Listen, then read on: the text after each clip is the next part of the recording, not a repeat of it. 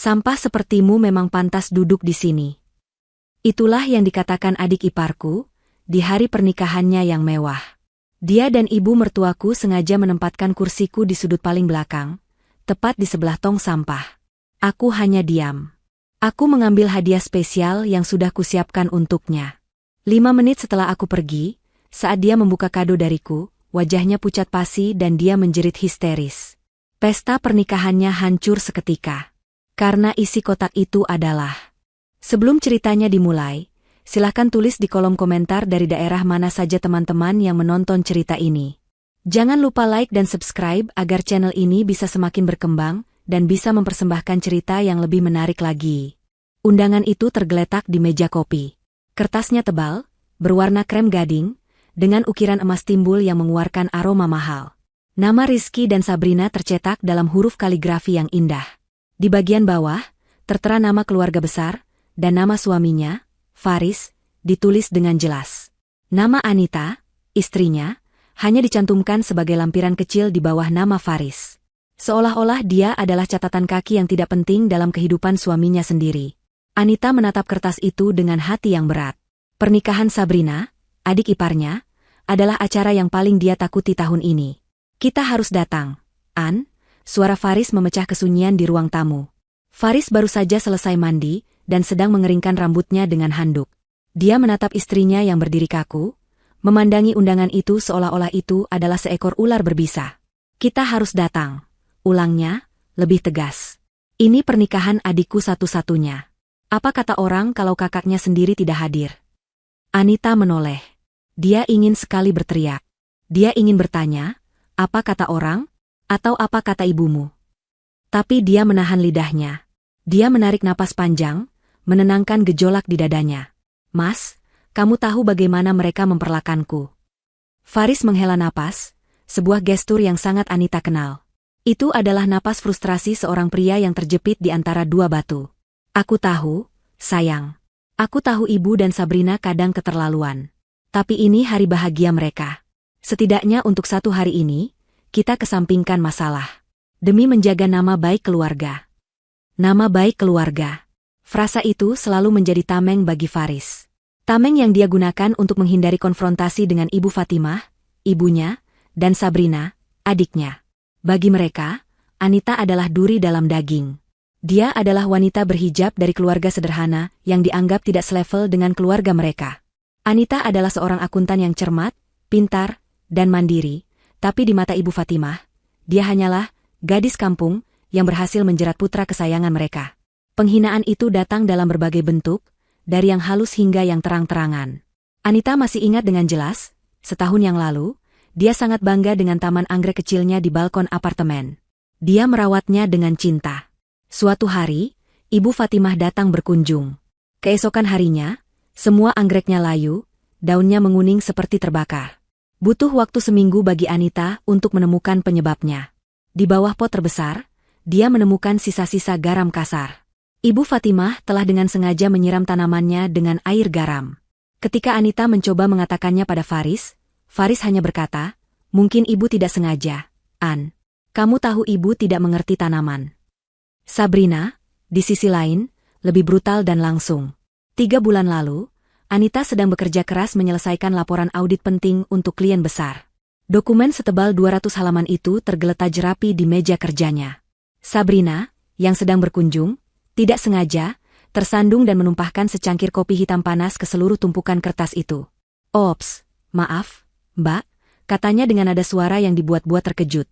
Tanganku licin. Tapi matanya menari-nari penuh kemenangan.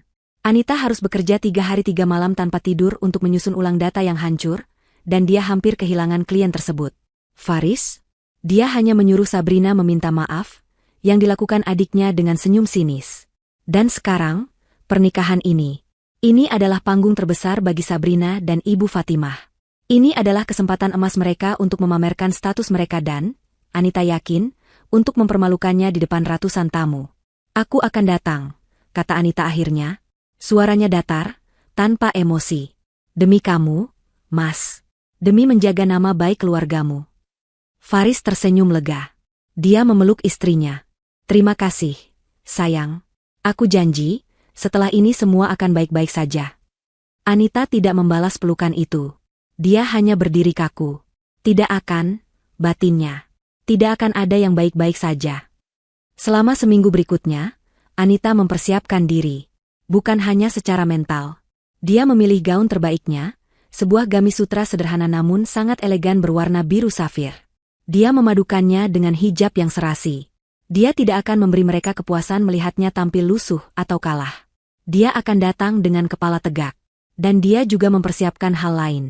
Di dalam laci mejanya yang terkunci, ada sebuah kotak kayu kecil.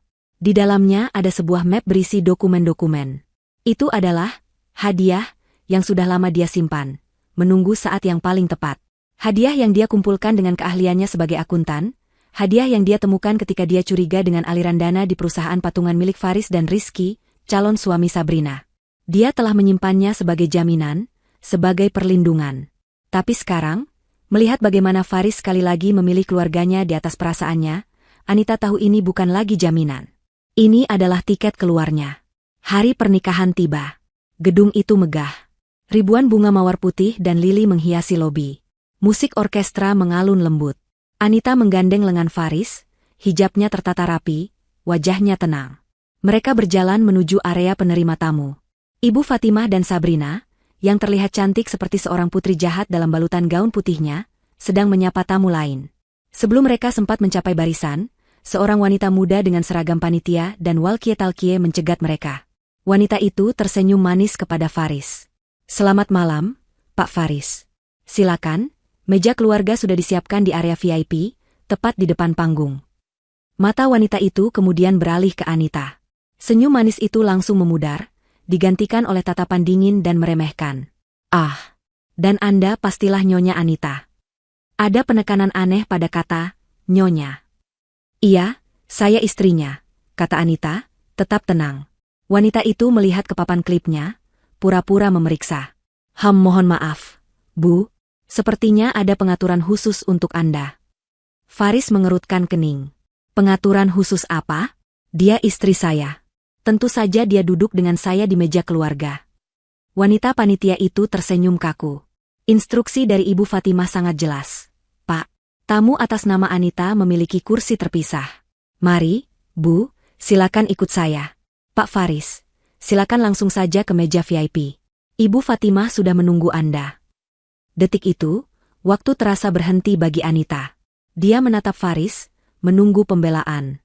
Menunggu suaminya mengamuk, atau setidaknya berkata, "Kalau istri saya tidak bisa duduk dengan saya juga tidak akan duduk." Dia menunggu sebuah tanda bahwa dia berarti lebih dari sekadar nama baik keluarga. Faris tampak bingung dan marah. "Apa-apaan ini? Tentu saja istri saya duduk dengan saya." "Faris." Suara tajam Ibu Fatimah membelah keramaian.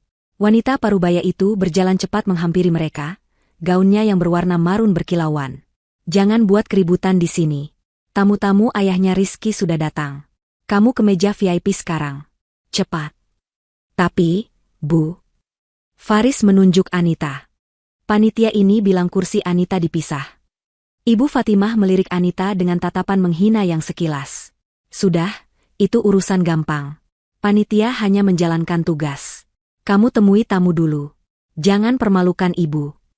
Ibu Fatimah menarik lengan Faris dengan paksa, dan Faris, setelah satu pandangan ragu yang menyakitkan ke arah Anita, akhirnya menurut. Dia membiarkan dirinya ditarik menjauh dari istrinya, menuju meja kehormatan yang gemerlapan.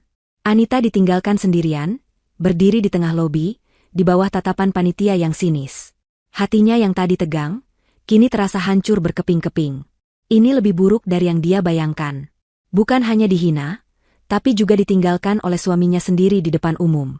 "Mari, Bu Anita," kata panitia itu lagi, nada suaranya tidak lagi repot-repot menyembunyikan rasa puas. "Saya antar ke kursi Anda." Dengan kepala yang terasa ringan, Anita mengikuti wanita itu. Tapi mereka tidak berjalan ke arah ballroom utama.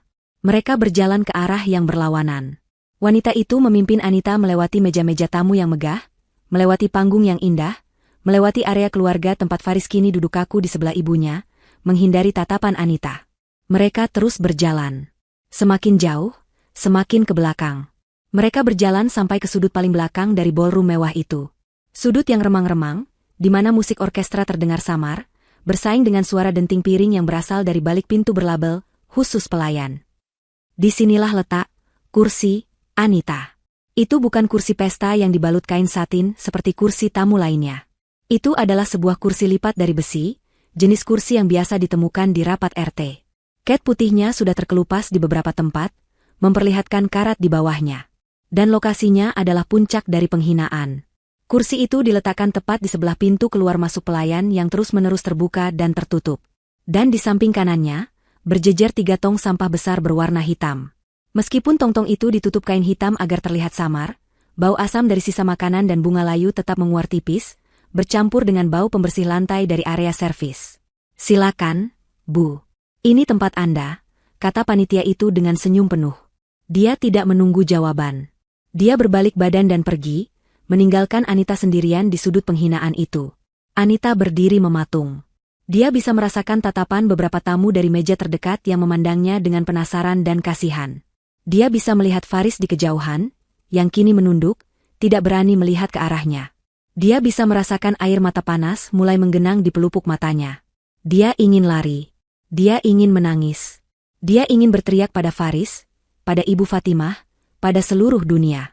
Tapi kemudian, dia teringat sesuatu. Dia teringat pada kerja kerasnya. Dia teringat pada martabatnya yang diinjak-injak selama bertahun-tahun. Dia teringat pada kotak kecil yang sekarang ada di dalam tas tangannya. Tidak. Dia tidak akan menangis. Dia tidak akan memberi mereka kepuasan itu. Dengan gerakan yang sangat tenang dan anggun, Anita merapikan hijab safirnya. Dia menarik kursi lipat itu sedikit menjauh dari tong sampah. Dia tidak duduk. Dia hanya berdiri di sampingnya, tegak seperti seorang ratu di singgasana sampahnya. Dia akan menunggu. Waktu berlalu seperti siput. Acara utama dimulai. Pembawa acara mengoceh, ada pidato, ada pemotongan kue. Anita hanya berdiri diam. Para pelayan yang keluar masuk pintu servis menatapnya dengan bingung, tapi tidak ada yang berani bertanya. Akhirnya, tibalah saat yang dia tunggu. Sesi salam-salaman selesai, dan pengantin mulai berkeliling meja. Rizky, sang suami, tampak sedikit mabuk oleh kebahagiaan, tertawa dan menyapa semua orang. Lalu, Anita melihat Sabrina. Sabrina melepaskan gandengan tangan suaminya. "Sayang, kamu ke meja teman-temanmu dulu. Aku mau menyapa tamu spesial di sana," katanya pada Rizky, suaranya dibuat semanis madu. Sabrina, dalam gaun pengantinnya yang berekor panjang dan berkilauan, berjalan melintasi ruangan. Dia tidak berjalan ke meja VIP. Dia berjalan lurus ke arah Anita di sudut belakang. Setiap langkahnya penuh perhitungan. Beberapa tamu memperhatikan. Ini adalah pertunjukan. Sabrina berhenti tepat di depan Anita. Gaunnya yang seharga ratusan juta itu, kini hanya berjarak beberapa senti dari tong sampah. Dia tersenyum, senyum terindah yang pernah Anita lihat. Dan senyum itu penuh dengan bisa. "Halo," desis Sabrina, suaranya cukup pelan sehingga hanya Anita yang bisa mendengar. "Ternyata kamu datang juga, Mbak." Sabrina menoleh ke kiri dan ke kanan, seolah-olah baru menyadari lokasi mereka. "Loh, kok kamu duduk di sini?" Dia pura-pura terkejut. Lalu dia tertawa kecil, tawa yang merendahkan. "Ah, tapi aku lupa. Tidak salah juga, sih." Dia mencondongkan tubuhnya lebih dekat, aroma parfumnya yang mahal menusuk hidung Anita. "Sampah sepertimu memang pantas duduk di sini. Di sebelah teman-temanmu." Sabrina mengedikan dagunya ke arah tong sampah di sebelah mereka. Itu adalah puncak penghinaan. Kata-kata itu dirancang untuk menghancurkan. Sabrina menunggu reaksi. Dia menunggu Anita menangis, marah, atau membalas. Dia siap untuk memanggil keamanan dan mengusir Anita dengan alasan membuat keributan. Tapi Anita tidak melakukan satu pun dari itu. Dia hanya diam. Dia menatap lurus ke mata adik iparnya. Tatapan Anita begitu tenang, begitu dalam, dan begitu dingin, hingga senyum di wajah Sabrina sedikit goyah. Keheningan Anita jauh lebih menakutkan daripada amukan apapun. Setelah diam selama 10 detik yang terasa seperti 1 jam, Anita menggerakkan tangannya. Perlahan, dia membuka tas tangannya. Dia tidak mengatakan sepatah kata pun. Dia mengeluarkan sebuah kotak kado berukuran sedang, yang dibungkus kertas coklat sederhana dengan pita perak kecil. Hadiah spesial yang sudah dia siapkan. Dia mengulurkan kotak itu ke arah Sabrina. Sabrina tertegun sejenak, bingung dengan respons yang tidak terduga ini. "Apa ini?" tanyanya ketus, kesal karena pertunjukannya tidak berjalan sesuai rencana. Anita tetap diam. Dia hanya menyodorkan kotak itu.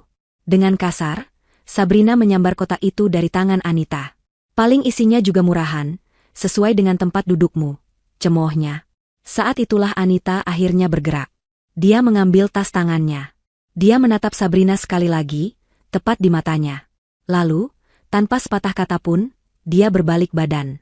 Dia tidak pamit pada Faris. Dia tidak melihat ke arah Ibu Fatimah. Dia berjalan lurus melintasi ballroom, melewati puluhan meja tamu, dengan kepala tegak dan langkah yang mantap. Dia berjalan keluar dari gedung itu, meninggalkan pesta yang masih berlangsung, dan menuju kehidupannya yang baru.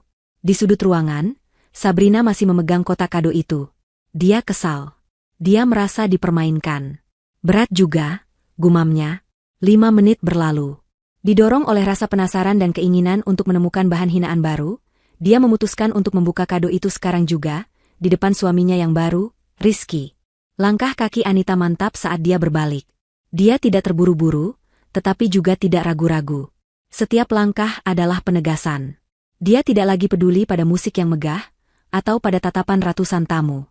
Dia berjalan lurus, punggungnya tegak, hijab safirnya tergerai rapi, seolah-olah dia adalah seorang ratu yang baru saja menyelesaikan titahnya, bukan seorang wanita yang baru saja dipermalukan. Keheningan di sudut belakang itu pecah. Para tamu yang duduk di meja-meja terdekat, yang tadi berbisik-bisik sambil melirik, kini terdiam. Mereka menyaksikan wanita berhijab yang anggun itu berjalan sendirian, membelah keramaian pesta, menuju pintu keluar. Ada sesuatu dalam cara berjalannya, sebuah ketenangan yang menuntut rasa hormat, yang membuat bisikan mereka tercekat di tenggorokan. Di meja VIP, di seberang ruangan, Faris melihat semuanya. Dia melihat Anita memberikan kotak itu. Dia melihat Sabrina menyambarnya. Dan dia melihat istrinya berbalik badan dan berjalan pergi. Sesuatu dalam hatinya berteriak. Ini salah. Ini sudah keterlaluan. Dia adalah suaminya, dia seharusnya melindungi Anita. Anita. Faris setengah berteriak, namanya nyaris tenggelam oleh alunan musik. Dia berdiri dari kursinya, gerakannya begitu tiba-tiba hingga menyenggol gelas di depannya. Duduk, Faris. Desisan tajam Ibu Fatimah seperti cakar yang mencengkeram lengannya.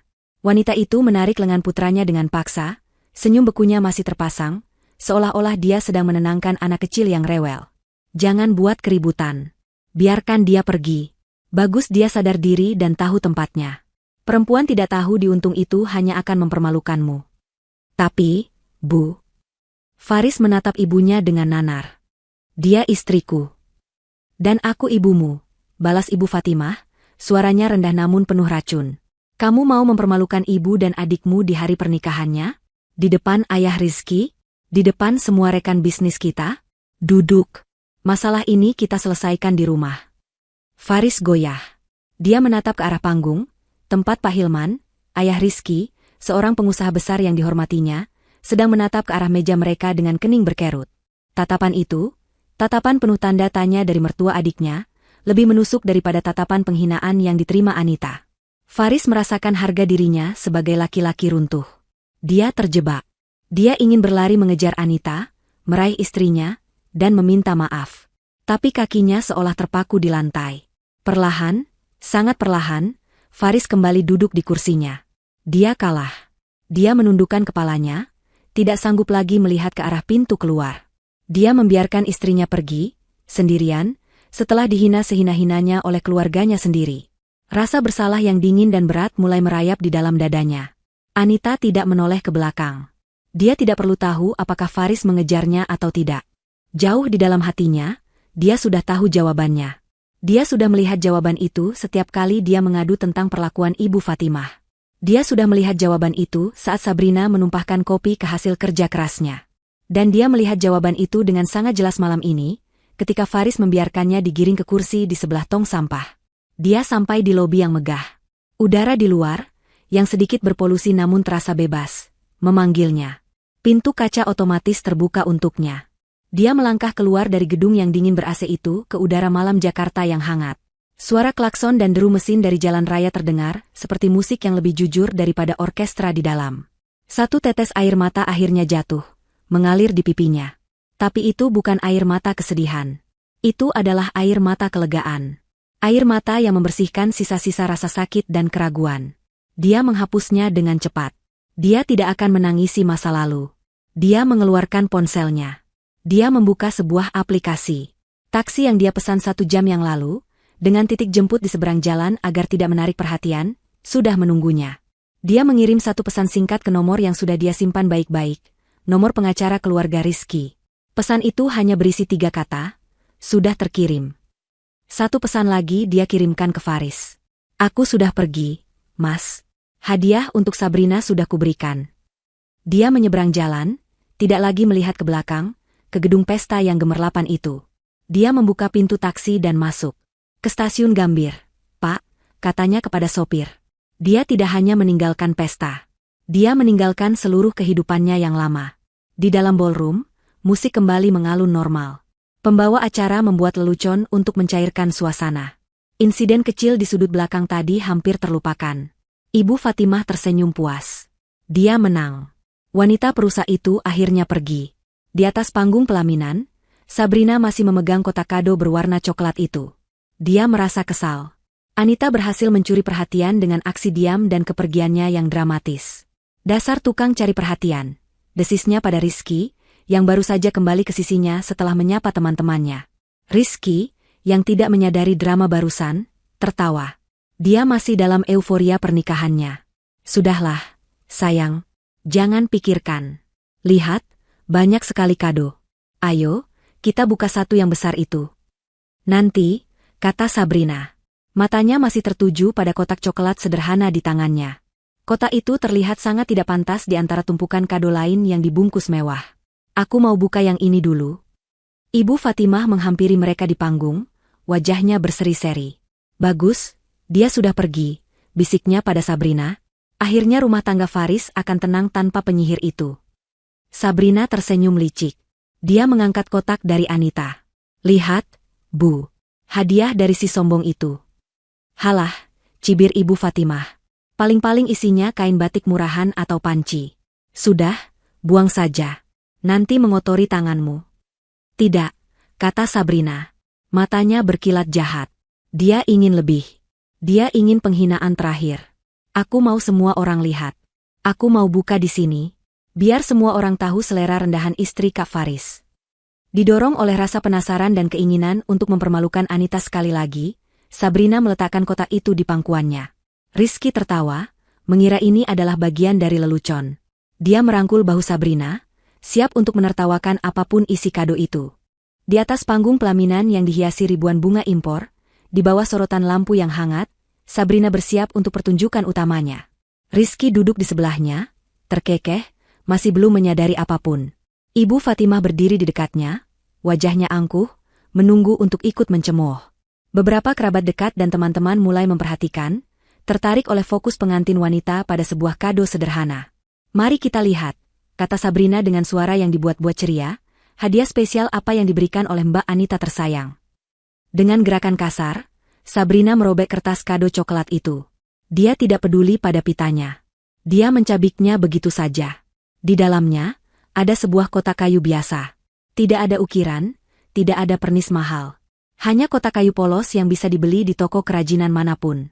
Sabrina mendengus. Kotak kayu? Dia pikir ini pelajaran kesenian? Dia tertawa, dan beberapa temannya ikut tertawa bersamanya. Dia membuka tutup kotak itu. Rizky mencondongkan tubuhnya, masih dengan senyum lebar di wajahnya, siap untuk ikut menertawakan apapun isinya. Mungkin isinya batu, sayang, guraunya. Tapi isinya bukan batu. Bukan juga perhiasan. Bukan uang. Di dalam kotak itu, hanya ada setumpuk kertas yang terlipat rapi. Sabrina terdiam sejenak. Alisnya berkerut. Dia tertawa lagi, kali ini sedikit kaku.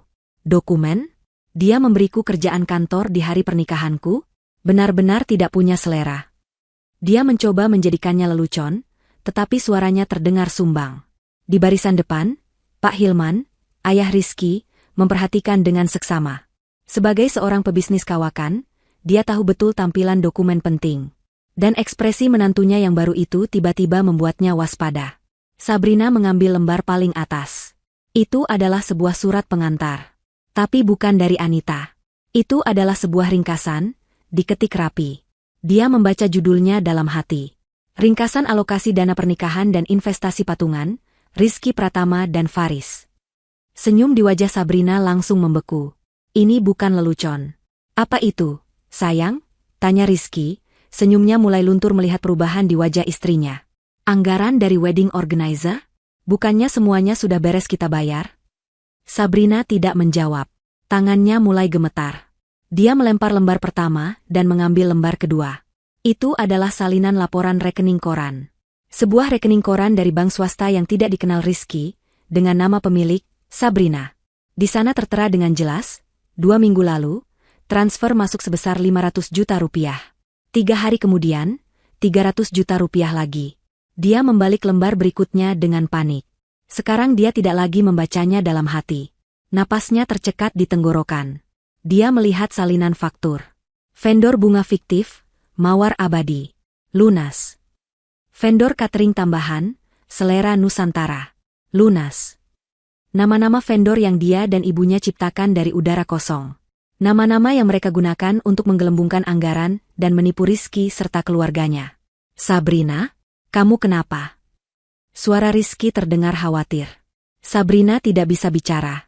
Dia terus membalik kertas, tangannya yang gemetar membuat kertas-kertas itu berdesir. Dan kemudian dia melihatnya. Salinan cetak dari percakapan WhatsApp antara dirinya dan Ibu Fatimah. Ibu Fatimah, gimana? SAB? Rizky sudah transfer? Sabrina, sudah, Bu. Tenang saja. Si bodoh Rizky itu buta cinta. Dia tanda tangan apa saja yang aku sodorkan. Ibu Fatimah, bagus. Sudah masuk 500. Bilang saja itu untuk DP rumah di Pondok Indah. Sabrina, hahaha, beres, Bu. Padahal uangnya untuk kita belanja di Paris nanti. Wajah Sabrina kini kehilangan semua warnanya. Riasan pengantin yang mahal itu tidak bisa menyembunyikan kulitnya yang kini sepucat kapur.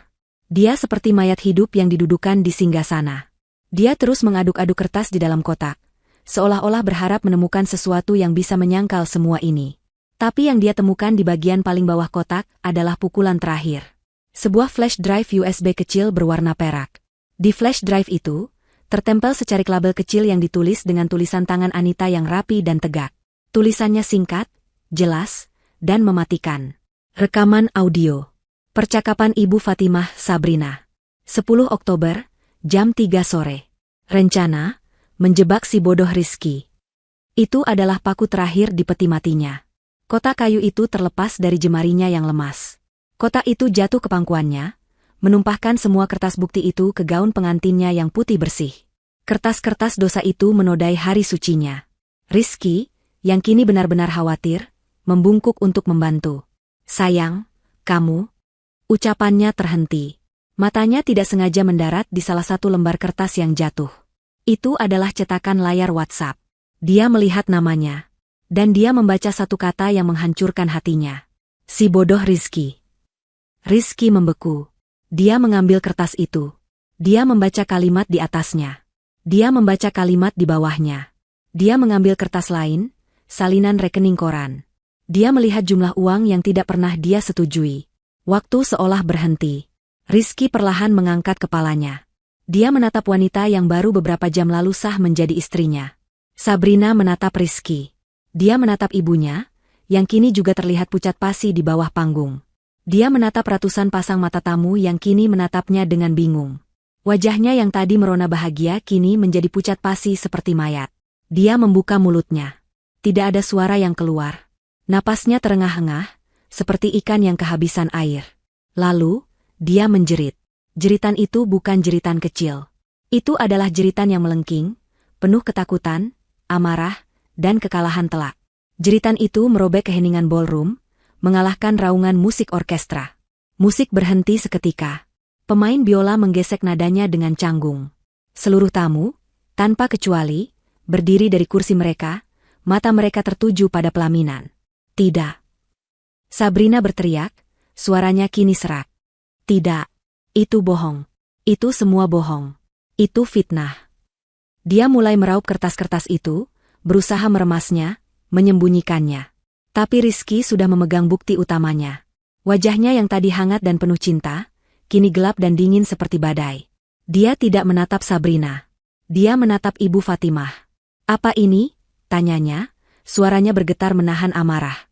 Apa maksudnya, si bodoh Rizky? Bu? Pak Hilman, ayahnya, sudah tidak tahan lagi. Dia berjalan cepat, menaiki tangga pelaminan.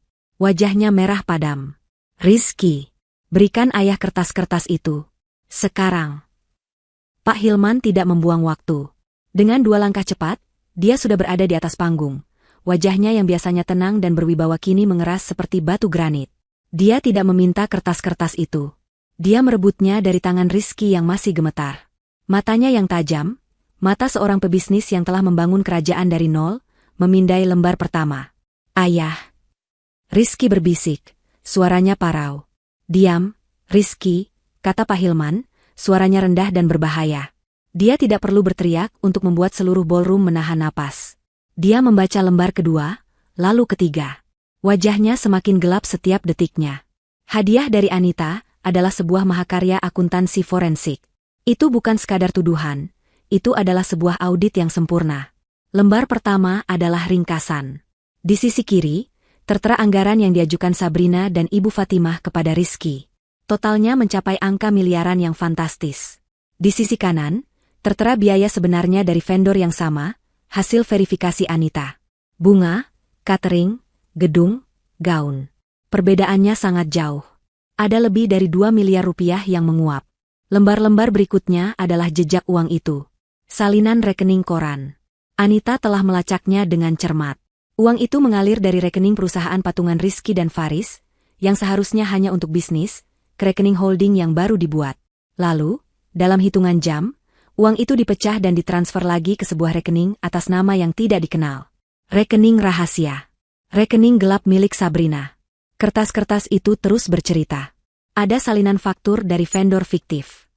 Mawar Abadi, Selera Nusantara, dan Platinum Sound, yang ternyata alamatnya adalah sebuah lahan kosong. Semuanya dibayar lunas. Uang itu masuk rekening gelap yang sama. Lalu ada cetakan percakapan WhatsApp. Bukan hanya 1.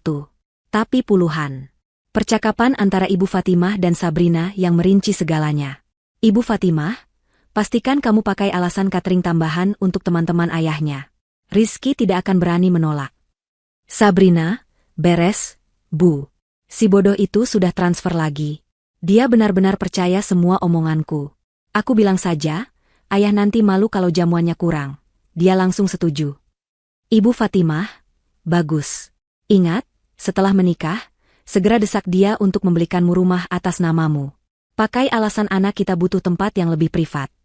Sabrina, hahaha, tentu saja, Bu. Anak ini adalah tiket emas kita. Dia pikir aku mau cepat-cepat menikah karena cinta? Aku mau uangnya.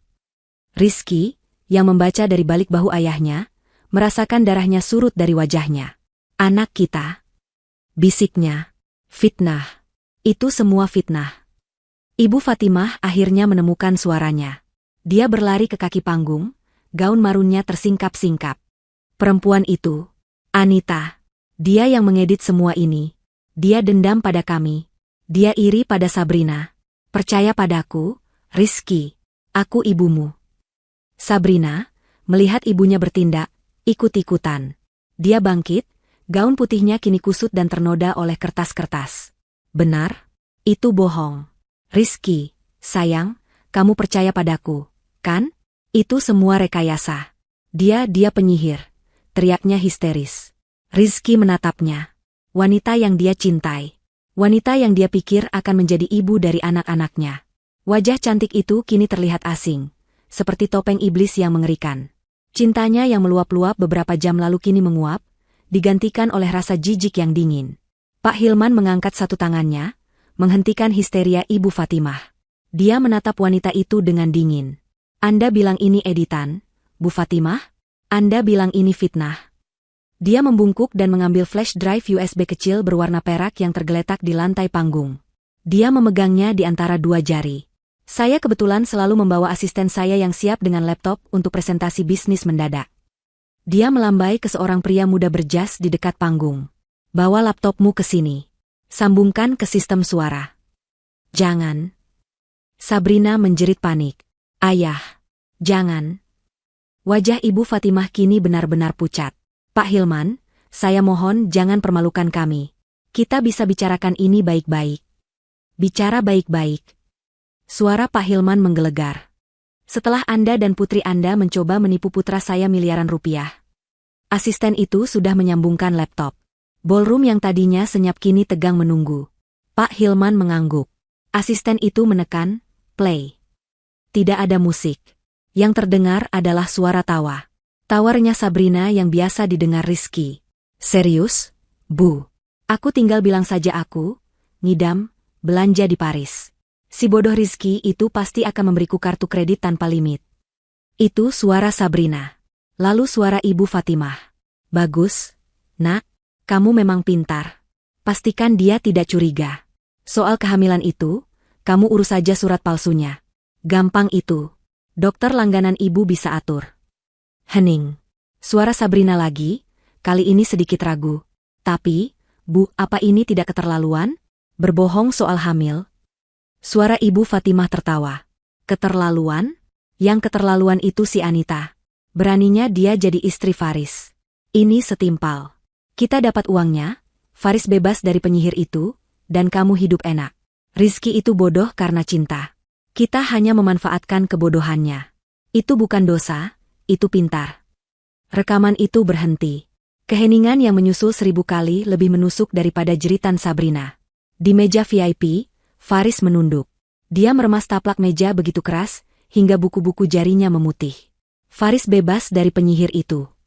Kata-kata ibunya sendiri terngiang-ngiang. Dia bukan hanya gagal melindungi istrinya. Dia adalah alasan mengapa istrinya diserang. Dia adalah pion dalam permainan ibunya sendiri. Rizky berjalan perlahan ke arah Sabrina.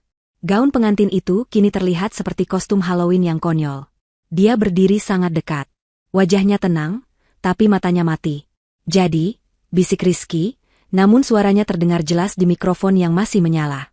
Tidak ada bayi. Sabrina gemetar. Dia tidak bisa menjawab. Dia hanya terisak. Air matanya merusak riasan mahalnya. Jawab aku. Rizky berteriak, amarah yang ditahannya akhirnya meledak. Apa ada bayi di perutmu? Atau itu juga bohong? Sabrina ambruk ke lantai, menangis meraung-raung.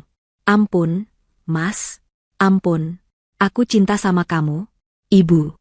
Ibu yang menyuruhku. Cinta? Rizky tertawa, tawa yang terdengar lebih seperti rintihan kesakitan. Kamu bahkan tidak tahu arti kata itu. Pak Hilman memberi isyarat. 2 petugas keamanan gedung yang sejak tadi siaga langsung naik ke panggung. Pesta selesai, kata Pak Hilman ke mikrofon. Suaranya dingin dan final. Atas nama keluarga saya minta maaf atas tontonan yang tidak menyenangkan ini. Pernikahan ini batal. Dia menoleh ke petugas keamanan. Bawa 2 wanita ini keluar. Jangan biarkan mereka menyentuh apapun.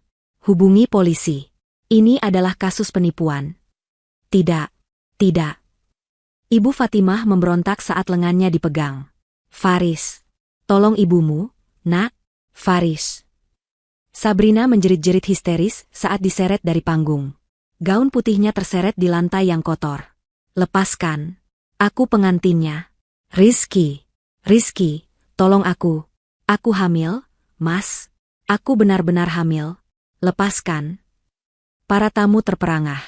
Mereka menyaksikan adegan itu seperti film. Pengantin wanita dan ibunya diseret keluar ballroom sambil berteriak-teriak. Rizky berdiri mematung di atas panggung, seperti patung yang hancur. Dan di meja VIP, Faris akhirnya mengangkat kepalanya. Dia melihat kekacauan itu. Dia melihat adiknya diseret seperti penjahat. Dia melihat ibunya memanggil-manggil namanya. Dan dia melihat karir bisnisnya, pernikahannya, dan seluruh hidupnya hancur berkeping-keping. Dia menyadari satu hal dengan kengerian yang menusuk. Anita tidak hanya pergi. Anita telah membakar seluruh jembatan. Dan dia, Faris, berdiri tepat di tengah-tengah jembatan itu saat api mulai menjalar. Kisah ini tidak dimulai dengan kebencian. Itu dimulai dengan secangkir kopi. 6 bulan lalu, Anita masih mencoba. Dia masih berusaha menjadi menantu dan istri yang baik. Dia bahkan mengesampingkan egonya dan berhenti dari pekerjaan akuntan senior yang dia cintai. Semua karena Ibu Fatimah berkata, wanita di keluarga kami tidak bekerja. Tugasmu melayani Faris. Anita menurut, tapi otaknya tidak bisa berhenti bekerja. Dia diam-diam mengambil beberapa pekerjaan akuntansi lepas dari rumah, hanya untuk menjaga keterampilannya tetap tajam. Kecurigaan pertamanya muncul bukan karena hinaan, tapi karena kecerobohan suaminya sendiri.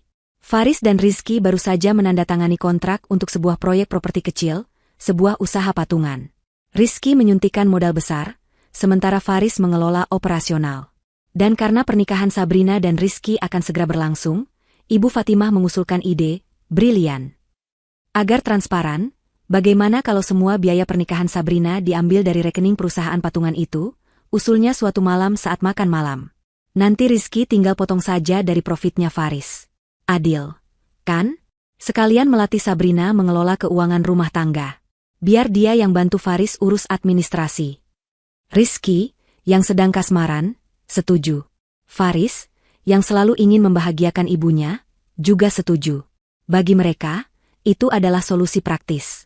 Bagi Anita, yang seorang akuntan, itu adalah lonceng alarm yang berbunyi nyaring. Mencampur adukan biaya pesta pribadi dengan keuangan perusahaan adalah resep bencana. Tapi dia diam. Dia sudah tahu suaranya tidak akan didengar. Suatu malam, Faris pulang dengan wajah kusut. Pusing aku, An, keluhnya sambil memijat pelipisnya. Anggaran pernikahan Sabrina ini bengkak terus. Aku tidak mengerti. Sabrina bilang semua vendor maunya dibayar di muka. Rizky sih santai saja, tapi aku yang pusing lihat arus kas perusahaan. Dia membuka laptopnya di meja makan, menunjukkan dashboard keuangan perusahaan. Lihat ini. Tagihan dari Mawar Abadi, untuk bunga saja hampir 500 juta. Memangnya bunganya terbuat dari emas?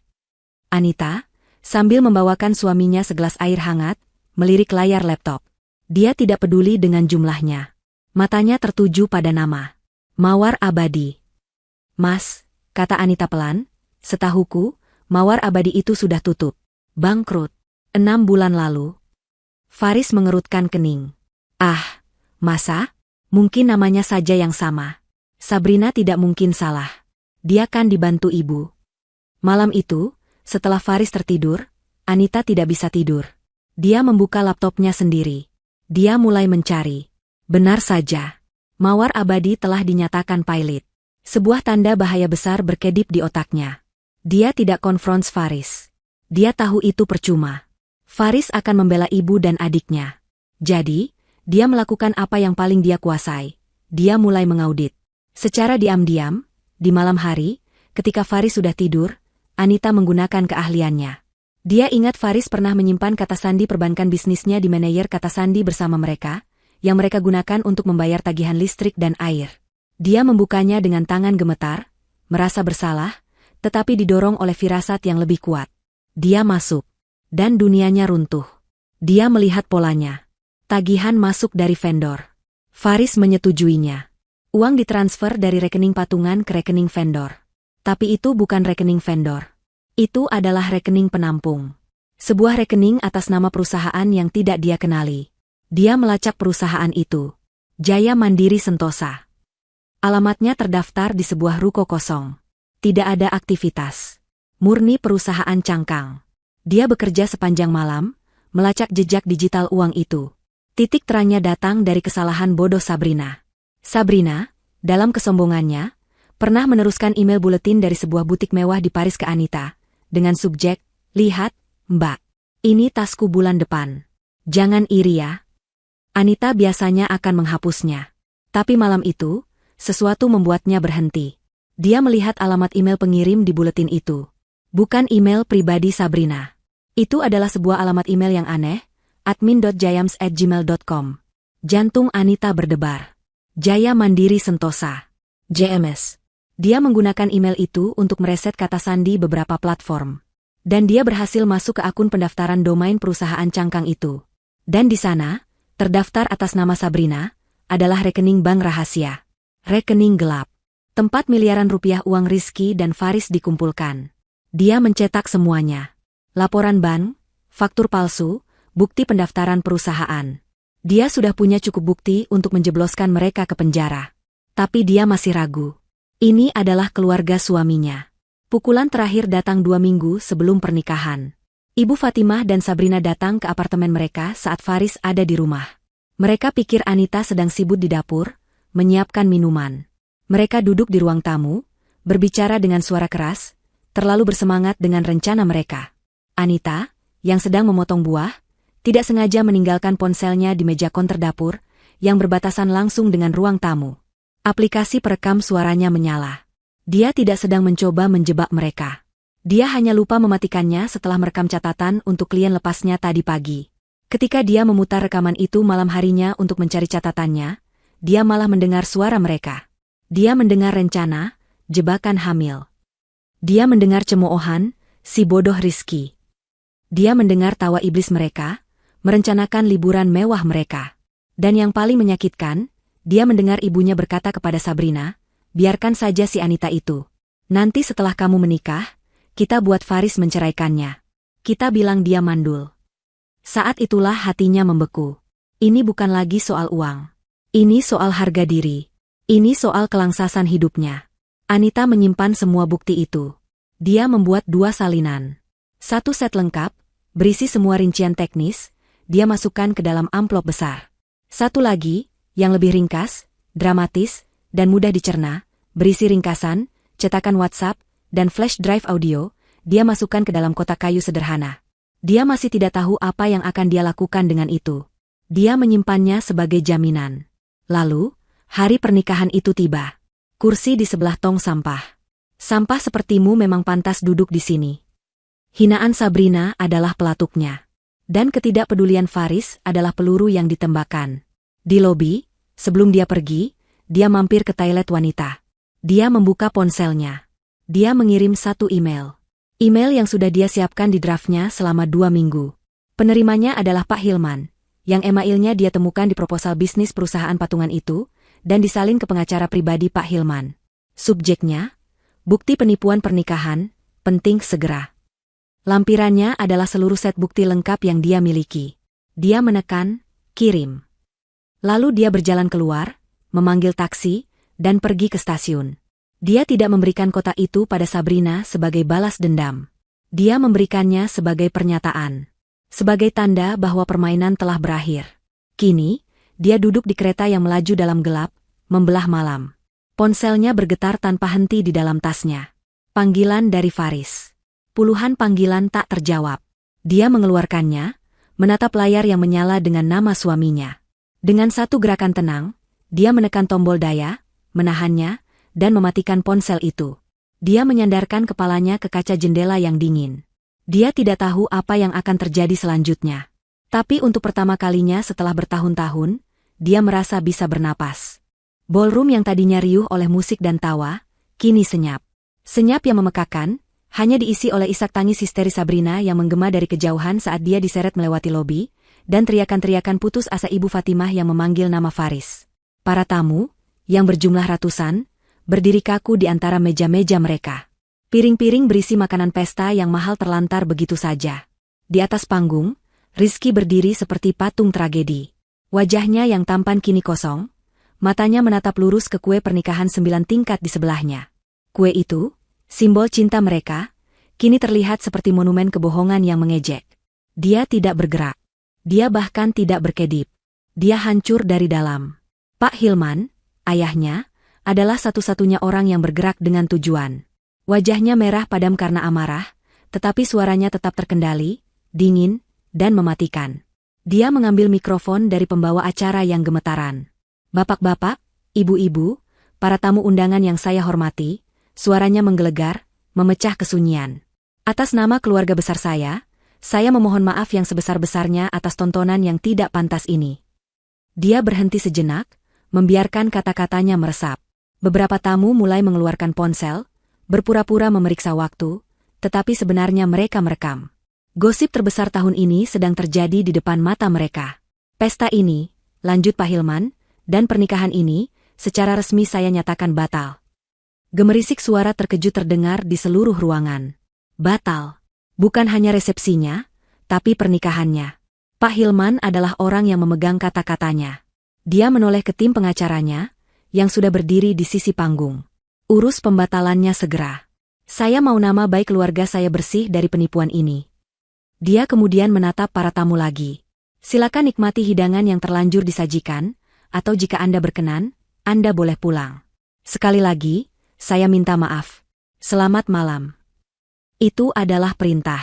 Para tamu mulai bergerak perlahan, canggung. Sebagian besar berjalan menuju pintu keluar, berbisik-bisik dengan penuh semangat. Luar biasa, kata seorang wanita. Saya tahu keluarga Fatimah itu licik, tapi sampai menipu hamil, itu rekor baru. Yang lain berkata, tapi siapa wanita berhijab tadi? Yang memberi kado? Dia pahlawannya. Dia membongkar semuanya. Di meja VIP, Faris duduk membatu. Dia tidak mendengar bisikan itu. Dia tidak melihat para tamu yang pulang. Dia hanya menatap satu titik. Kursi lipat besi yang reot di sudut belakang, di sebelah tong sampah yang kini terlihat sangat jelas karena sebagian besar ruangan sudah kosong. Dia melihat ke kursinya sendiri, di meja VIP, di sebelah ibunya yang kini sudah diseret keluar. Lalu dia melihat ke kursi sampah itu. Dan dia sadar. Penghinaan itu, kursi itu, bukan hanya ditujukan untuk Anita. Itu adalah jebakan yang disiapkan oleh ibu dan adiknya. Mereka tahu Anita terlalu pintar. Anita, dengan latar belakang akuntansinya, adalah satu-satunya orang yang mungkin bisa mencium kebusukan ini. Mereka harus menyingkirkannya. Mereka sengaja menempatkannya di sana, menghinanya dengan cara paling vulgar, berharap Anita akan marah, membuat keributan, sehingga mereka punya alasan untuk mengusirnya sebelum dia bisa melakukan apa-apa. Atau, mereka berharap dia akan diam dan menderita, lalu pulang dengan sakit hati, sementara mereka melanjutkan penipuan mereka. Mereka tidak pernah menyangka pilihan ketiga. Bahwa Anita tidak akan marah dan tidak akan menderita dalam diam. Dia akan menyerang balik. Dengan cara yang paling cerdas, paling sunyi, dan paling mematikan. Faris bebas dari penyihir itu. Kata-kata ibunya dari rekaman audio itu kembali terngiang. Dia meremas kepalanya. Dia, Faris, adalah domba kurban dalam permainan ini. Ibunya bersedia menghancurkan pernikahan putranya sendiri demi uang. Dan dia, seperti anak bodoh, membiarkannya. Dia memilih nama baik keluarga daripada membela istrinya. Dan sekarang, ironisnya, nama baik itu hancur berkeping-keping dan istrinya hilang. Anita, gumamnya. Dia bangkit dari kursinya. Gerakannya begitu tiba-tiba sehingga beberapa tamu yang tersisa menoleh. Dia tidak peduli. Dia tidak peduli pada Rizky yang masih membatu di panggung. Dia tidak peduli pada Pak Hilman yang sedang menelepon polisi. Dia hanya peduli pada satu hal. Dia berlari. Dia berlari keluar dari meja VIP, melintasi lantai dansa yang kosong. Dia melompati pita-pita dekorasi yang berjatuhan. Para tamu menyingkir, menatapnya dengan aneh. Dia tidak peduli. Anita, teriaknya saat dia sampai di lobi. Lobi itu sudah sepi, hanya ada beberapa petugas keamanan yang berjaga. Apa Anda lihat istri saya? Wanita berhijab biru? Petugas keamanan itu menggeleng. Sudah pergi dari tadi, Pak. Sebelum keributan. Kemana? Tidak tahu, Pak. Faris berlari keluar pintu kaca otomatis, ke jalan raya yang bising. Udara malam yang lembab menerpa wajahnya. Anita, teriaknya lagi, suaranya tenggelam oleh deru klakson. Tidak ada jawaban. Dia panik. Dia merogoh sakunya, tangannya gemetar hebat saat mengeluarkan ponsel. Ada satu pesan baru dari Anita, dikirim mungkin 1 jam yang lalu, saat dia masih duduk di meja VIP seperti orang bodoh. Pesan itu singkat, aku sudah pergi, Mas. Hadiah untuk Sabrina sudah kuberikan. Di bawah pesan itu, ada puluhan panggilan tak terjawab darinya. Panggilan-panggilan yang dia lakukan dengan panik setelah melihat Anita pergi, panggilan-panggilan yang mati karena ponsel Anita kini tidak aktif. Dia mencoba meneleponnya lagi. Sekali, 2 kali, 3 kali. Nomor yang Anda tuju sedang tidak aktif atau berada di luar jangkauan. Faris merosot. Dia terduduk di tepi pot tanaman besar di lobi gedung, tidak peduli dengan pandangan orang. Dia menatap layar ponselnya. Pesan, aku sudah pergi, itu terasa seperti vonis mati. Dia baru menyadari. Kursi di dekat sampah itu bukan hanya untuk Anita. Kursi itu adalah cerminan dari di mana posisinya di mata keluarganya sendiri. Dan sekarang, dia duduk di sana sendirian. Istrinya, satu-satunya orang yang tulus di hidupnya, telah pergi. Faris tidak ingat bagaimana dia mengemudi pulang. Seluruh perjalanan dari gedung pesta ke apartemen mereka terasa kabur. Pikirannya dipenuhi oleh rekaman suara ibunya, jeritan adiknya, tatapan kosong Rizky, dan yang paling menghantuinya, tatapan tenang Anita saat memberikan kotak itu. Tatapan mata yang sudah pasrah, yang sudah tahu bahwa dia tidak akan dibela. Dia membuka pintu apartemen mereka. Sunyi. Padahal baru pukul 10 malam. Biasanya, jika Anita di rumah, akan tercium aroma teh herbal, dan terdengar suara lembut dari laptopnya saat dia bekerja. Tapi malam ini, keheningan itu terasa berat, menekan dadanya hingga sesak. Dia menyalakan lampu. Semuanya rapi. Terlalu rapi. Seperti tidak ada lagi kehidupan di dalamnya. Aroma Anita masih samar-samar tertinggal di udara, aroma sabun melati dan kain bersih. Tapi orangnya sudah tidak ada. Lalu dia melihatnya. Di atas meja makan yang digosok mengkilap, tempat mereka biasa sarapan bersama, tergeletak 3 benda. Sebuah amplop putih bersih. Di atas amplop itu, tergeletak kunci mobil pemberian Faris yang selalu Anita pakai. Dan di samping kunci itu, berkilauan di bawah cahaya lampu, adalah cincin kawin emas putih mereka. Jantung Faris serasa diremas. Dia berjalan mendekat dengan kaki yang terasa seperti timah. Tangannya gemetar saat mengambil amplop itu. Cincin itu terasa dingin saat dia menyentuhnya. Dia membuka amplop itu. Di dalamnya ada selembar kertas. Bukan surat panjang yang penuh amarah atau tangisan. Itu adalah tulisan tangan Anita yang rapi dan lugas, tulisan seorang akuntan yang presisi. Isinya singkat. Mas Faris. Selama ini aku diam bukan karena aku lemah. Aku diam karena aku masih berharap kamu akan melihat. Malam ini aku sadar, kamu tidak akan pernah melihatku. Kamu hanya melihat ibumu dan adikmu. Aku sudah melindungimu semampuku. Uang perusahaanmu yang hampir habis mereka kuras, aku sudah mengamankannya. Bukti-bukti yang kuberikan pada Sabrina hanyalah salinannya. Seluruh data keuangan dan bukti penipuan mereka yang asli sudah kuberikan pada pengacara Pak Hilman. Perusahaanmu dan nama baikmu, setidaknya yang tersisa, akan aman dari tuntutan keluarga Rizky. Aku sudah melakukan tugasku sebagai istrimu untuk yang terakhir kali. Sekarang, lindungi dirimu sendiri. Anita. Faris terduduk di kursi makan. Kertas itu jatuh dari tangannya. Dia membenamkan wajahnya di kedua telapak tangannya, dan untuk pertama kalinya malam itu, dia menangis. Dia tidak menangisi ibunya. Dia tidak menangisi adiknya. Dia menangisi kebodohannya sendiri. Dia menangisi pria pengecut yang dia lihat di cermin setiap pagi. Aku sudah melindungimu semampuku. Kalimat itu menghantamnya. Anita, wanita yang dia biarkan dihina, wanita yang dia anggap terlalu kaku, dan tidak bisa berbaur, adalah satu-satunya orang yang berdiri di antara dia dan kehancuran finansial total. Sementara dia sibuk menjaga nama baik keluarga, Anita sibuk menyelamatkan masa depannya. Sekarang, lindungi dirimu sendiri. Itu bukan permintaan. Itu adalah perintah. Sebuah tes terakhir. Rasa sedih yang melumpuhkan itu perlahan berubah menjadi sesuatu yang lain. Sesuatu yang dingin, keras, dan tajam. Amarah. Tapi bukan amarah buta. Ini adalah amarah yang terfokus. Dia bangkit. Pria yang penurut dan selalu berkata, "Iya, Bu, telah mati di gedung pesta tadi." Dia tahu apa yang harus dia lakukan. Anita telah memberinya jalan. Faris berjalan ke ruang kerjanya. Dia membuka brankas tersembunyi di balik lukisan pemandangan. Brankas yang dia pasang untuk melindungi dokumen penting ibunya. Ibu Fatimah, dalam arogansinya, percaya bahwa brankas di rumah putranya adalah tempat raman. Faris memasukkan kodenya. Dia membukanya. Di sanalah semuanya berada. Bukan salinan. Bukan cetakan. Tapi yang asli. Laptop lama Ibu Fatimah. Buku cek berisi tanda tangan palsu. Bahkan beberapa sertifikat palsu yang mereka gunakan untuk jaminan pinjaman fiktif. Ibunya adalah penipu ulung, dan Sabrina adalah murid kesayangannya. Dia mengambil semuanya. Dia tidak ragu-ragu. Dia memasukkan semuanya ke dalam tas kerja besar. Dia tidak berganti pakaian. Masih mengenakan setelan jas pestanya yang mahal, dia keluar dari apartemen. Dia tidak lagi terlihat seperti suami yang patah hati. Dia terlihat seperti seorang eksekutor.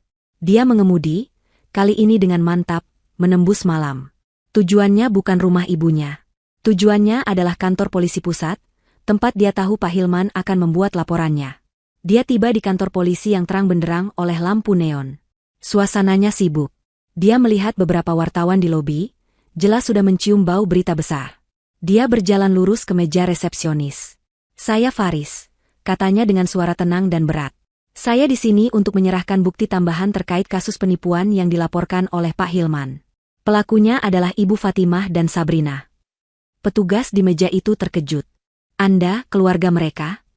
Saya putra dan kakak mereka, kata Faris, tanpa berkedip. Dan saya adalah saksi kunci. Saat itulah dia melihat mereka. Di ruang tunggu yang dibatasi kaca, duduk di kursi besi yang keras, adalah ibu dan adiknya. Tidak ada lagi gaun mewah. Sabrina menangis terseduh-seduh, riasannya luntur, terlihat menyedihkan. Ibu Fatimah, sebaliknya, terlihat marah. Wajahnya garang, menatap Faris dengan kebencian. Faris, teriak Ibu Fatimah, menggedor-gedor kaca. Keluarkan ibu dari sini. Apa yang kamu lakukan? Tuntut perempuan sialan itu. Tuntut Anita. Dia yang memfitnah kita. Faris menatap ibunya. Untuk pertama kalinya, dia tidak melihat seorang ibu. Dia melihat seorang kriminal. Dia tidak menjawab. Dia hanya memalingkan wajahnya. Saat itulah seorang pria berjas rapi dan berkacamata menghampirinya. Pria itu terlihat tenang dan profesional. Pak Faris? Tanyanya.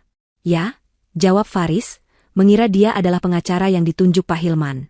Saya Bima, pengacara dari Ibu Anita, kata pria itu dengan tenang, menyerahkan sebuah map tebal berwarna biru. Faris membeku. Anita, dia baik-baik saja? Di mana dia? Klien saya ada di tempat yang aman, itu saja yang perlu Anda tahu, kata pengacara itu. Saya hanya diperintahkan untuk menyerahkan ini kepada Anda setelah Anda tiba di sini. Faris menatap map di tangannya. Apa ini? Gugatan cerai, jawab pengacara Bima. Ibu Anita sudah menandatanganinya seminggu yang lalu. Dia sudah tahu ini akan terjadi. Dia hanya menunggu waktu yang tepat. Pengacara itu melanjutkan. Semua aset atas nama Ibu Anita sudah diamankan. Dia tidak menuntut apa-apa dari Anda. Dia hanya ingin bebas. Keputusan Anda untuk menyerahkan bukti ini malam ini sangat mulia, Pak. Tapi itu tidak mengubah apa-apa. Prosesnya akan kami lanjutkan besok pagi. Faris berdiri mematung di lobi kantor polisi. Di satu sisi, dia memegang tas berisi bukti yang akan menjebloskan keluarganya ke penjara. Di sisi lain, dia memegang surat cerai dari wanita yang dia cintai. Dia telah membuat pilihannya. Dia melakukan hal yang benar. Tapi dia terlambat. Beberapa bulan berlalu, namun badai yang dimulai di malam pernikahan itu belum juga reda. Kasus, kado pernikahan beracun, begitu media menjulukinya, menjadi santapan publik. Skandal itu sempurna.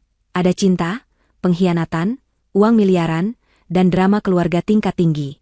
Setiap persidangan selalu dipenuhi oleh wartawan. Bagi Ibu Fatimah dan Sabrina, hari-hari di luar ruang sidang sama buruknya dengan di dalam. Mereka dibebaskan dengan jaminan yang sangat besar oleh Pak Hilman, bukan karena kasihan, tetapi agar dia bisa menuntut mereka dalam keadaan mereka tidak berdaya secara finansial. Semua aset mereka dibekukan. Rumah mewah keluarga disita oleh bank, karena Ibu Fatimah ternyata juga menggadaikannya secara ilegal. Reputasi sosial mereka tidak hanya hancur, tetapi lumat menjadi debu. Teman-teman sosialita yang dulu sering minum teh bersamanya, kini pura-pura tidak kenal. Butik-butik mewah yang dulu memberikan mereka perlakuan VVIP kini, menolak kartu kredit mereka yang diblokir. Di ruang sidang, drama yang sesungguhnya terjadi. Pengacara yang disewa Pak Hilman adalah tim terbaik di kota itu. Mereka membongkar segalanya. Mereka menghadirkan saksi, dari pemilik vendor asli yang namanya dicatut, hingga ahli perbankan yang melacak aliran dana. Bukti-bukti yang diberikan Anita, yang dikirimkan ke pengacara Pak Hilman, begitu lengkap dan rapi sehingga tidak terbantahkan. Itu adalah sebuah mahakarya audit. Ibu Fatimah dan Sabrina, yang kini hanya didampingi pengacara pro bono yang tidak berpengalaman, mencoba melawan. Strategi mereka hanya satu, menyangkal dan menyalahkan Anita. Itu semua fitnah dari wanita itu, Yang Mulia, teriak Ibu Fatimah dari kursi saksi, menunjuk-nunjuk ke udara. Anita, dia penyihir. Dia mengedit semua bukti itu. Dia menggunakan ilmunya untuk menghancurkan keluarga saya karena dia iri. Dia mandul dan dia tidak ingin adik iparnya bahagia. Hakim, seorang wanita parubaya yang tegas, mengetuk palunya. Ibu saksi, jaga ucapan Anda. Jawab pertanyaan jaksa. Apakah ini rekening bank Anda? Saya tidak tahu. Saya dijebak. Giliran Sabrina. Dia mencoba taktik yang berbeda. Dia menangis. Dia terus-menerus memegangi perutnya, seolah-olah dia benar-benar hamil. Saya hanya mencintai Mas Rizky, Yang Mulia, isaknya. Saya tidak tahu apa-apa tentang uang. Saya hanya menuruti ibu saya. Dan saya sedang hamil. Tolong kasihanilah anak saya yang tidak berdosa. Rizky, yang duduk di kursi penuntut bersama ayahnya, membuang muka dengan jijik. Air mata itu tidak lagi mempan. Tim pengacara Pak Hilman sudah mengantisipasi ini. Yang mulia, terkait klaim kehamilan terdakwa Sabrina, kami memohon agar pengadilan memerintahkan tes medis independen dari rumah sakit yang ditunjuk pengadilan. Ini krusial untuk membuktikan sejauh mana perencanaan penipuan ini. Permohonan itu dikabulkan. Minggu berikutnya, hasil tes itu dibacakan di pengadilan. Tidak ada jejak kehamilan. Tidak pernah ada. Fakta medis itu memukul telak kebohongan Sabrina. Penonton di ruang sidang bergemuruh. Sabrina, yang kehabisan akal, pingsan di kursinya. Tapi tidak ada yang peduli. Itu adalah pingsan yang sia-sia. Puncak dari persidangan adalah ketika saksi terakhir dipanggil. Saksi, Faris. Faris berjalan ke depan. Dia terlihat lebih kurus. Wajahnya lelah, tetapi matanya tajam dan fokus. Dia tidak lagi terlihat seperti pria yang bimbang. Dia sudah bercerai secara resmi dari Anita sebulan yang lalu. Dia telah kehilangan istrinya, keluarganya, dan perusahaan patungannya yang kini diambil alih penuh oleh Rizky sebagai bagian dari ganti rugi. Dia tidak punya apa-apa lagi. Dia berdiri di mimbar, bersumpah di bawah kitab suci. Dia tidak menatap Ibu Fatimah atau Sabrina, yang kini menatapnya dengan campuran antara harapan dan kebencian. Pak Faris, tanya jaksa. Anda mengenali dokumen-dokumen ini? Jaksa mengangkat tas besar berisi bukti-bukti yang diserahkan Faris di kantor polisi malam itu. Ya, saya mengenalnya, jawab Faris, suaranya tenang dan jelas. Itu adalah dokumen-dokumen yang saya ambil dari brankas pribadi di rumah saya. Brankas itu digunakan oleh ibu saya, Ibu Fatimah. Bisakah Anda menjelaskan isinya? Faris menjelaskan. Dia membedah satu persatu, laptop lama ibunya, buku cek palsu, sertifikat bodong. Dia menjelaskan bagaimana ibunya mengajarinya cara mempercantik laporan keuangan sejak dia remaja.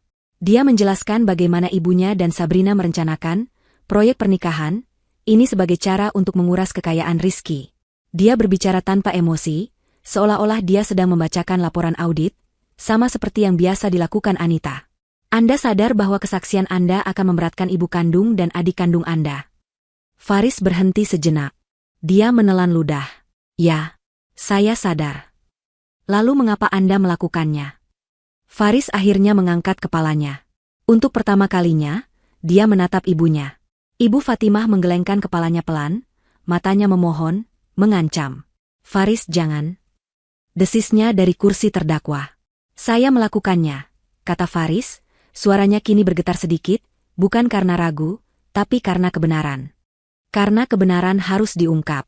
Karena penipuan ini tidak hanya menghancurkan Pak Rizky dan keluarganya, tapi juga menghancurkan hidup saya.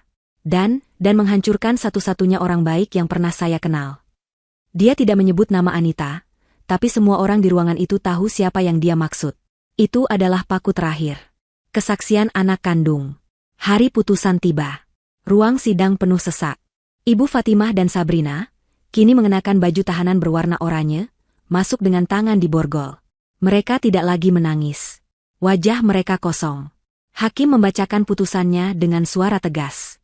Setelah menimbang semua bukti, kesaksian, dan fakta yang terungkap di persidangan terbukti secara sah dan meyakinkan bahwa kedua terdakwa, Ibu Fatimah dan Sabrina, telah melakukan tindak pidana penipuan dan penggelapan berencana, serta pemalsuan dokumen. Hakim itu menatap tajam kedua terdakwa. Apa yang Anda berdua lakukan bukan hanya kejahatan finansial. Anda telah merusak institusi suci pernikahan. Anda telah memanipulasi cinta. Anda telah menghancurkan kepercayaan. Dan Anda telah berbohong di bawah sumpah tentang kehamilan, sebuah kebohongan yang keji. Untuk terdakwa Sabrina, lanjut Hakim, atas perannya dalam penipuan aktif dan kebohongan publik, pengadilan menjatuhkan hukuman penjara selama 8 tahun. Sabrina terkesiap, tubuhnya limbung. Dan untuk terdakwa Ibu Fatimah, suara Hakim semakin keras, sebagai dalang utama dari seluruh kejahatan ini, yang telah meracuni pikiran putrinya sendiri, dan dengan sengaja merencanakan penipuan ini dari awal, pengadilan menjatuhkan hukuman penjara selama 12 tahun. Tidak. Jeritan Ibu Fatimah memenuhi ruangan. Tidak mungkin. Kamu tidak bisa melakukan ini padaku. Ibu. Sabrina meraung, kini bukan lagi tangisan palsu, tapi tangisan putus asa yang nyata. Ibu. Kedua wanita itu diseret keluar oleh petugas. Mereka saling berteriak, saling menyalahkan. Ini semua salahmu, jerit Sabrina. Seandainya kamu tidak serakah. Diam kamu, anak bodoh, balas Ibu Fatimah. Seandainya kamu tidak sebodoh itu.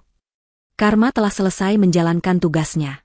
Pintu penjara yang berat tertutup di belakang mereka. Di luar, Faris berdiri di bawah hujan gerimis. Dia tidak merasa menang. Dia tidak merasa lega. Dia hanya merasa kosong. Dia membuka payung dan berjalan pergi, sendirian, memulai hidup barunya sebagai seorang pria tanpa keluarga dan masa lalu yang kelam. 2 tahun kemudian, di sebuah gedung perkantoran modern di jantung kawasan bisnis Jakarta, sebuah papan nama dari kaca buram terpampang di pintu masuk. Anita Rekan, firma konsultasi akuntansi dan audit. Di dalam, suasananya tenang, profesional, dan sibuk. Anita, mengenakan blazer abu-abu muda di atas gamisnya, dan hijab berwarna pastel yang serasi, sedang duduk di meja kerjanya yang besar dan terbuat dari kayu ek. Dia tidak lagi terlihat seperti wanita yang terintimidasi. Wajahnya tenang, memancarkan aura kepercayaan diri dan otoritas yang damai. Dia sedang meninjau laporan audit di layar komputernya. Dia telah membangun kembali hidupnya dari nol. Setelah perceraiannya, dia menggunakan sisa tabungannya dan keahliannya yang tak ternilai untuk membuka firma konsultasi kecil. Dalam 2 tahun, firmanya tumbuh pesat. Dia terkenal sebagai akuntan yang lurus, teliti, dan tidak bisa disuap. Klien-klien besar berdatangan, menghargai integritasnya. Dia tidak kaya raya, tetapi dia lebih dari cukup. Dia mandiri secara finansial, dan yang terpenting, dia damai. Dia tidak pernah lagi berhubungan dengan Faris atau keluarga Rizky. Baginya, itu adalah bab yang sudah ditutup rapat. Ponsel di mejanya bergetar. Sebuah nomor tidak dikenal. Biasanya dia akan mengabaikannya saat sedang bekerja, tapi sesuatu mendorongnya untuk menjawab. Halo, Anita. Anita membeku. Dia mengenali suara itu. Suara yang lebih berat, lebih lelah, tapi tidak salah lagi. Itu Faris. Dia diam sejenak, mengumpulkan ketenangannya. Halo, Mas Faris. Jawabnya, suaranya datar, profesional. Terdengar helaan napas berat dari seberang. Aku tahu aku tidak punya hak untuk meneleponmu. Aku ingin minta maaf. Lagi.